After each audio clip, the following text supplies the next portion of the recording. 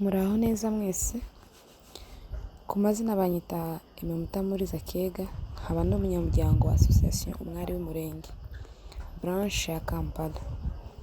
Imyaka ibaye myinshi tubabazwa n'akarengane kamaze igihe kirekire gakorerwa abanyamurenge bo mu ngeri zose mu gihugu cyacu cya Congo. Imyaka ibaye myinshi ababyeyi bacu, urubyiruko rwacu, abana bacu bato bicwa bazira uko baremwe.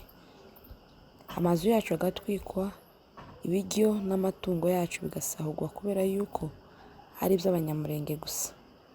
Abantu bacu bamaze igihe kirekire bafungwa bakanyagwa n'ibyabo ari nta cyaha bakoze kubera yuko ari abo mu bwoko bw'abanyamurenge.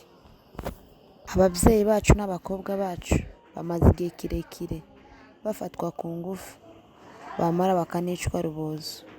Ariko kugeza ubu twabuze ubutabera haba mu gihugu cyacu cya Congo ndetse no mu miryango mpuzamahanga ngo abakozi bayo maruregwa bakurikiranwe banahanwe n'amategeko y'igihugu cyacu cyangwa y'umuryango mpuzamahanga.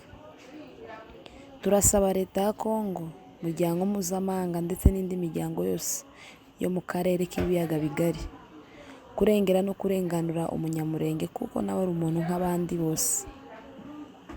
Turi abakongomani tutibagiye ko amahoro arambye azava mu bumwe n'ubutabera bubereye abaturage bose, buzira kurobanura ubwoko runaka cyangwa akarere runaka.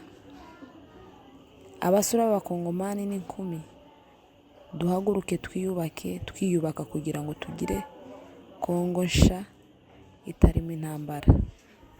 Kumva no gushyira mu bikorwa ibyo tuvuye kuvuga kubw'inyungu z'igihugu cyacu muri rusange.